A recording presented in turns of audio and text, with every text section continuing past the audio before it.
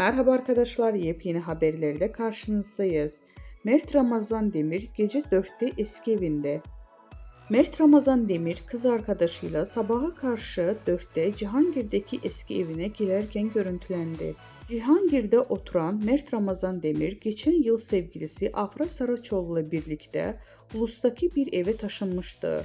Ünlü oyuncu eski evine geri döndü. Mert Ramazan Demir geçtiğimiz çarşamba gecesi saat 4'te Cihangir'deki evine girerken görüntülendi. Üstelik yalnız değildi.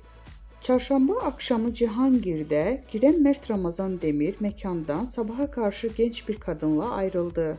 İkili Demir'in eski evine yürürken objektiflere yansıdı.